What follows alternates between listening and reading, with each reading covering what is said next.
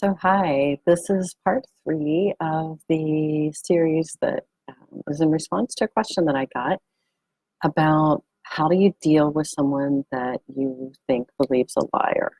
And you notice I've changed the questions just a bit because as we've gotten into it, right, we've talked about how this is a lot more about your perception and whether you know someone's a liar or not or not might not even be relevant to this particular conflict.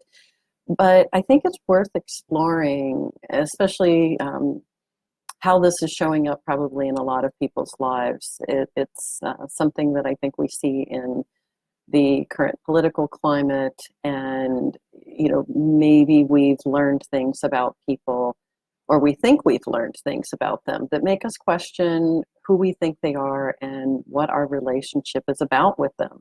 So we're going to go through the five actions that are the flip side of the the DIY conflict resolution. So there's my bookmark that goes with my book.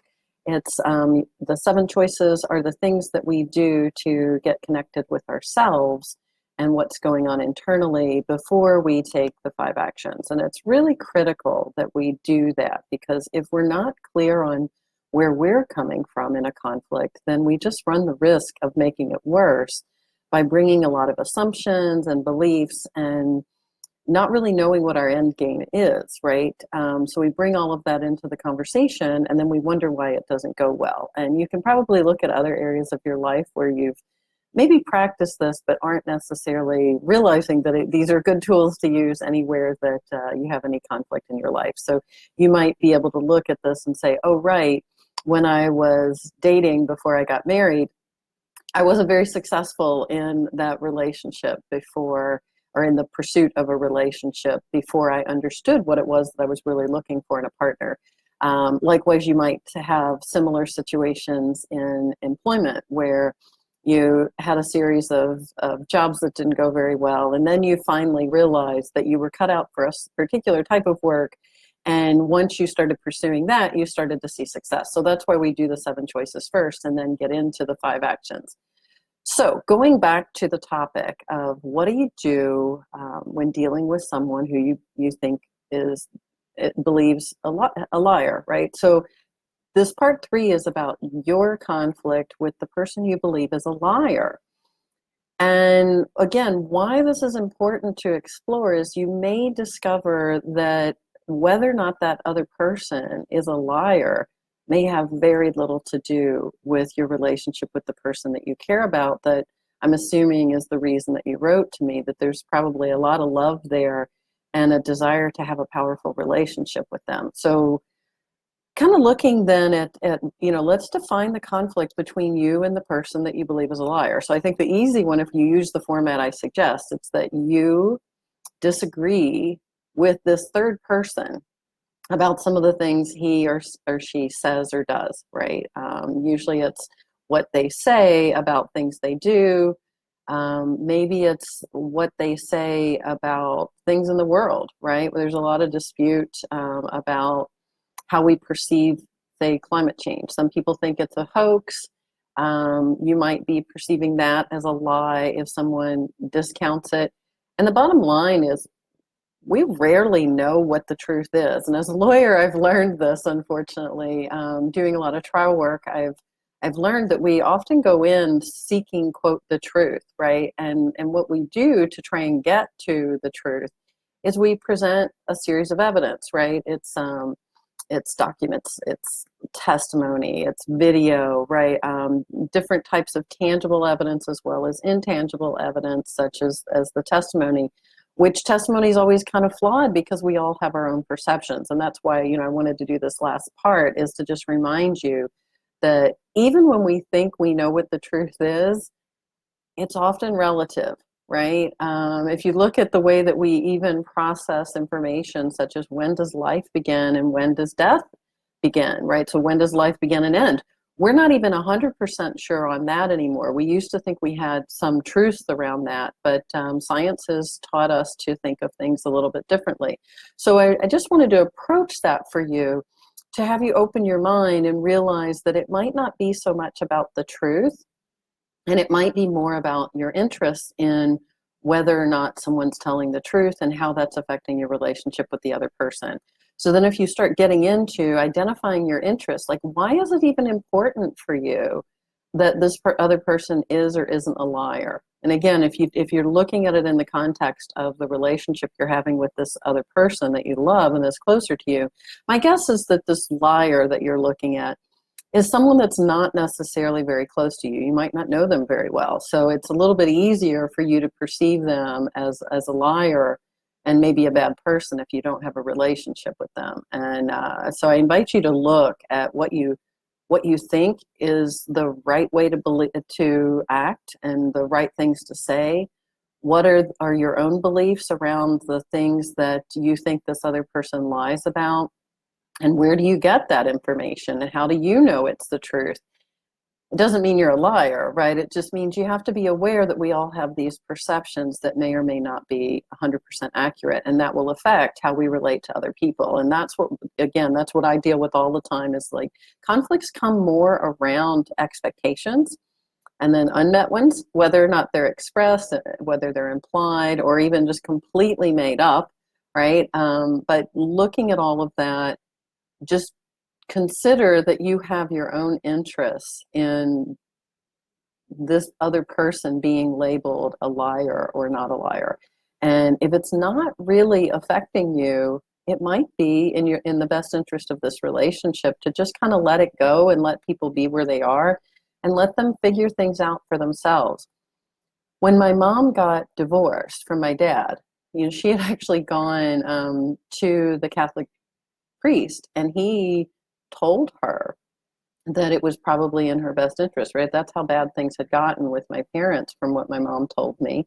And again, I only know my mom's side because I really don't know what my dad's side was in all of this. But my mom told me that the priest told her, no matter what, though, don't ever tell the kids your opinions about your ex-husband, and that we'll figure it out. And we did, right? We figured out our own, if whatever figuring it out means, whatever the quote truth is.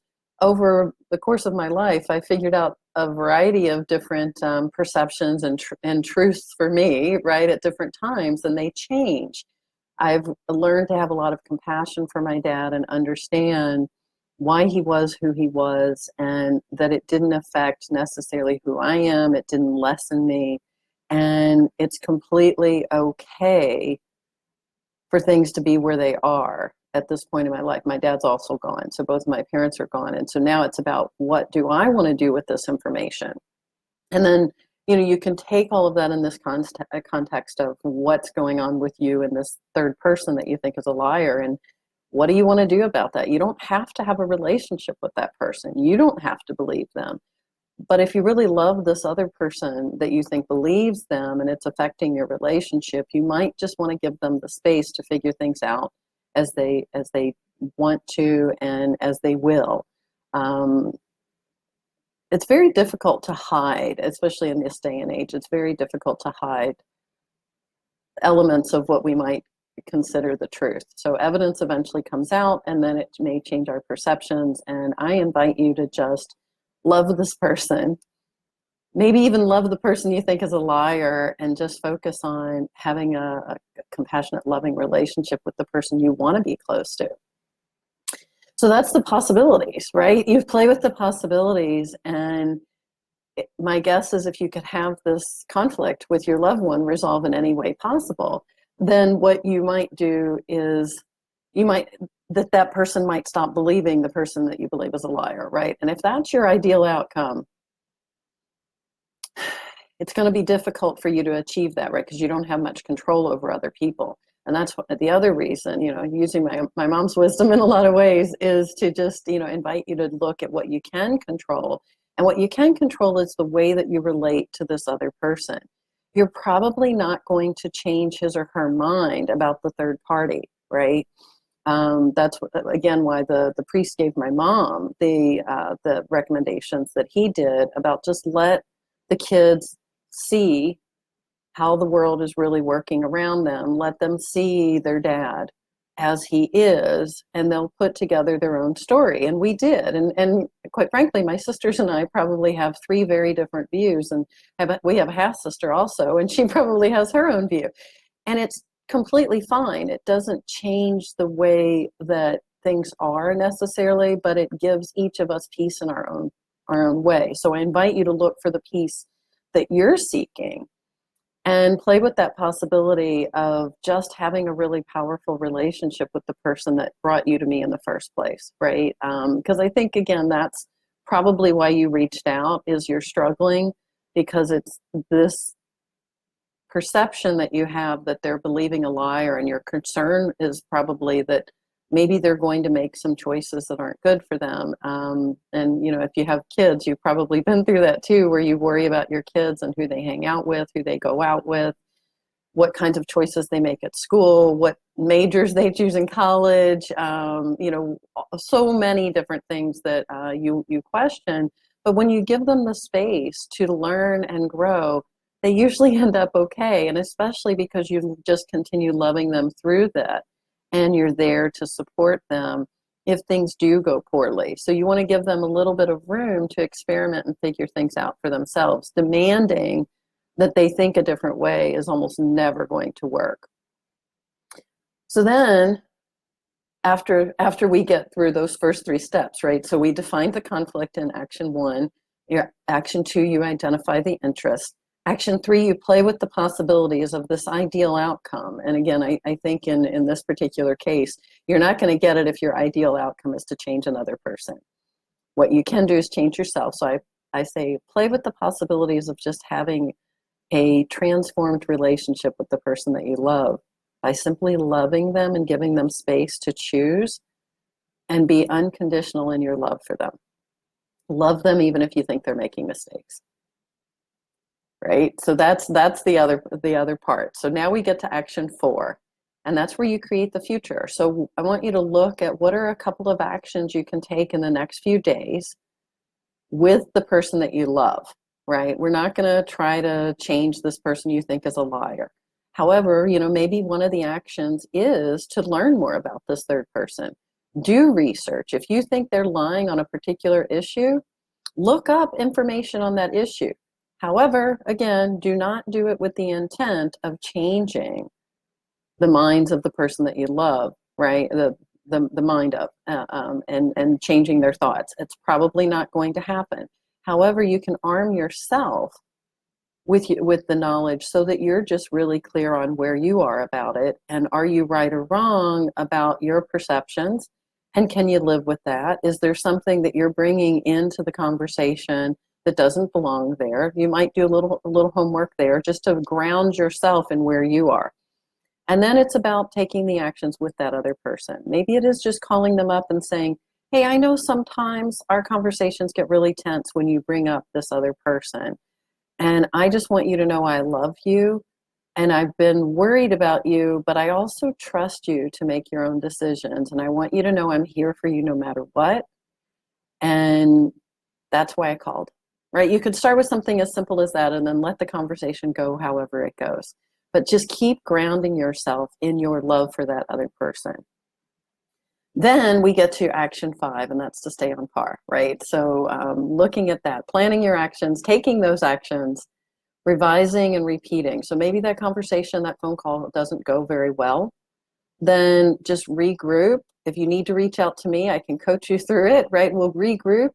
And then you can make another call, or send a card, or drop by, take them a cup of coffee, or take them to a cup of coffee, however you want to do it, right? Just reaching out to them in some way.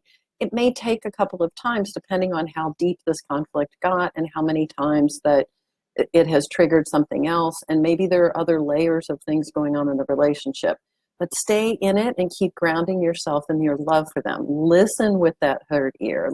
Listen with your heart compassionately, and remember what you're committed to, which is that loving relationship with this person in your life. It has so little to do with the third person. Just let that go and stay who you are. Good luck.